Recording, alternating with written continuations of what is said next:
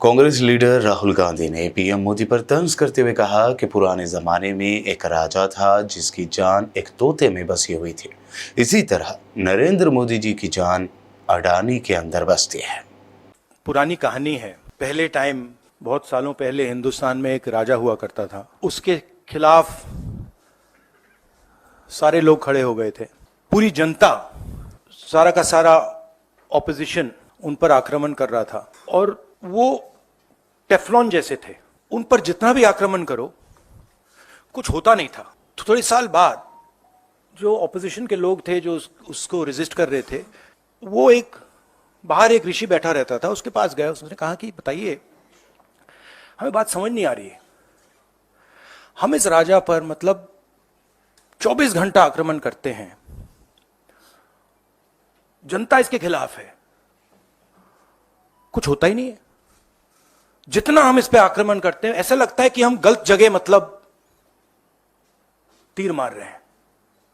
तो ऋषि ने कहा, वो काफी नॉलेजेबल था, तो उसने कहा देखिए, एक्चुअली बात क्या है, ये जो राजा है इसकी आत्मा इसके अंदर नहीं है। इसकी आत्मा वहां पे पीछे एक छोटा सा घर है, वहां पे एक पिंजड़े में एक तोता बैठा है। इसकी जो आत्मा है ना, वो उस तोते के अंदर है। उस तोते को जाके आप पकड़ लीजिए, राजा खत्म हो जाएगा। बहुत इंटरेस्टिंग कहानी है, क्योंकि नरेंद्र मोदी जी की आत्मा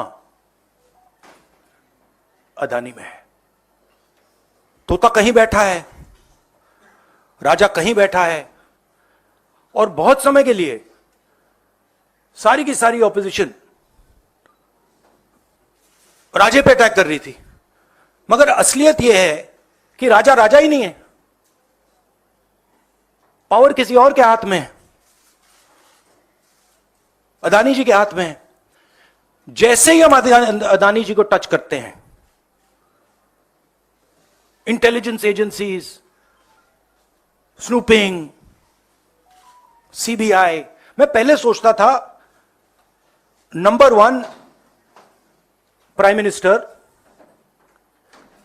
number 2 Adani, number 3 Amit Shah. Actually गलत है।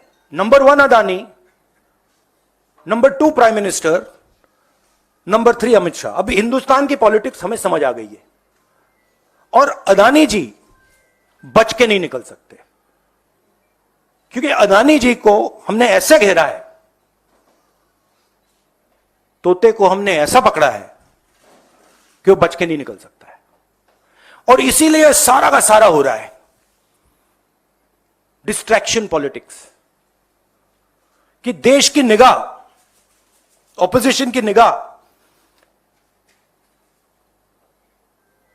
पिंजरे में बैठा हुआ तोते की ओर ना चले जाए। तो हमें काफी क्लैरिटी है।